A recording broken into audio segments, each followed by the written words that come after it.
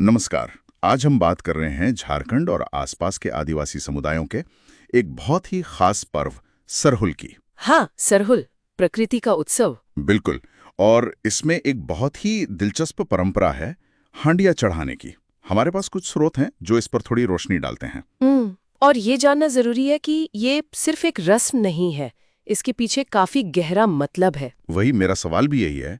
सरहुल में जब साल के पेड़ों पर नई पत्तियां आती हैं, पूरी प्रकृति जैसे जाग उठती है, तब खास तौर पर हांडिया ही क्यों, कोई और चीज क्यों नहीं? अच्छा सवाल है। देखिए, सरहुल मूल रूप से धरती माँ का धन्यवाद करने का पर्व है। नई फसल, नया जीवन, उसका जश्न। हाँ, ये तो है। और स्रोतों के हिसाब से हांडिया इसमें एक बहुत सेंट्रल रोल निभाती है। तो क्या है ये हांडिया? मतलब हमें बताए कि ये चावल से बनती है, एक तरह का पारंपरिक पेय है, पर हाँ, ऊपरी तौर पर देखें तो ये चावल या दूसरे अनाज से बना एक पेय है, फर्मेंटेड होता है। ठीक है। लेकिन इसका जो प्रतिकाद है वो कहीं ज्यादा गहरा है। स्रोत बताते हैं कि ये सिर्फ अनाज नहीं है। अच्छा। इसमें पानी है, यानी जल, इसमें जंगल की जड़ी बूटियां हैं, और सबसे बड़ी बात, ये बनाने वाले समुदाय का प्रतीक है। समुदाय का प्रतीक? ये कैसे? मतलब हाँ, देखिए, इसे बनाना अकेले का काम नहीं होता, अक्सर मिलजुल कर बनता है। और फिर जब इसे धरती को चढ़ाते हैं तो ये एक तरह से कहना है, हे धरती माँ, ये जो अनाज, ये जो पानी, ये जो जीवन तुमने हमें दिया, उसी का एक अंश जिसे हमने मिलकर मेहनत से तैयार किया है, वो हम तुम्हें वापस दे रहे हैं।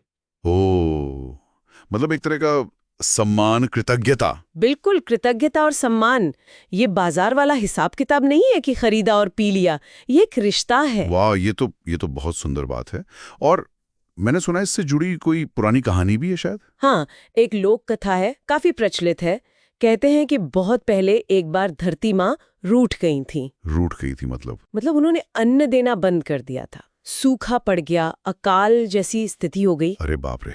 फिर तब कहते हैं कि पुरखों ने जंगल में जाकर धरती माँ को यही हांडिया बनाकर अर्पित की थी। अच्छा। और उसके बाद ही माँ प्रसन्न हुई और फिर से धरती हरी भरी हुई, फसलें होने लगीं। तो ये कहानी, ये आज भी इस परंपरा को जिंदा रखे हुए है। हाँ, काफी हद तक। इसीलिए आज भी जो पुजारी होते हैं, जिन्हें पाहन कहते हैं, हाँ, पाहन, वो सरहुल के दिन खासकर साल के पेड़ के नीचे रानू से बनी हांडिया चढ़ाते हैं। रानू मतलब वो पारंपरिक स्टार्टर होता ना, चावल और जड़ी बूटियों वाला। हाँ हाँ, समझ गया हूँ। तो ये उस कहानी को याद करने जैसा है, प्रकृति से बात करने का तरीका। बिल्कुल, एक तरह का संवाद है ये। और आपने फर्मेंटेशन की बात की थी ना शुरू में। किण्वन। हाँ, किण्वन, उसका क्या महत्व है? उसका भी गहरा प्रतीकात्मक है।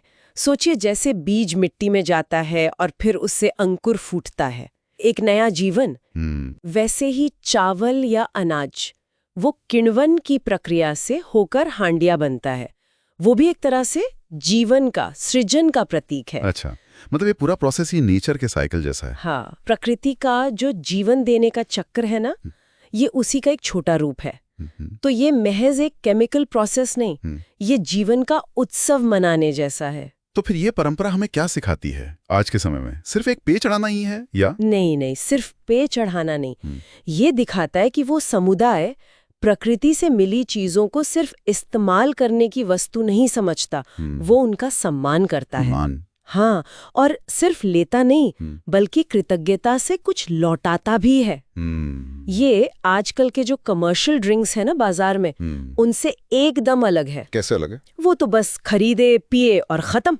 उनमें अक्सर ये सम्मान, ये लौटाने वाली भावना नहीं होती। वो उपभोग पर आधारित है।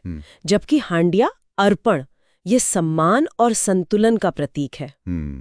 ये एक बड़ा फर्क है। हाँ, एक मुख्य बात यही है कि हांडिया सिर्फ एक पेय नहीं है।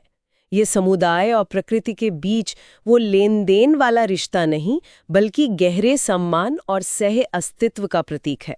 बाजारी पेय शायद इसका ठीक उल्टा दिखाते हैं। तो अगर हम इसे समेटें, हाँ, तो सरहुल में हांडिया चढ़ाना ये सिर्फ एक रस्म नहीं हुई। बिल्कुल नहीं। ये प्रकृति के साथ एक जुड़ाव है, एक गहरा रिश्ता है, सम्मान है, और जो हमें मिला है उसे विनम्रता से हाँ लौटाने की भावना है। एकदम सही। और ये हमें सोचने पर भी मजबूर करता है। किस तरह से? कि आज के समय में जब हम प्रकृति से इतना कुछ लेते जा रहे हैं, शायद सिर्फ लेना ही जानते हैं, तब ये लौटाने की जो परंपराएं हैं, जैसे ये हांडिया वाली, ये कितनी जरूरी हैं? हाँ, ये तो सोचने वाली बात है। क्या ये सिर्फ एक पेच चढ़ाना भर है, या इसमें प्रकृति के साथ वो जो संतुलन है, वो जो साथ मिलकर जीने वाली बात है, उसका कोई गहरा सबक छिपा है? शायद कोई ऐसा सबक जिसे हम भूलते जा रहे हैं और जिस पर आज हमें दोबारा सोचने की जरूरत है।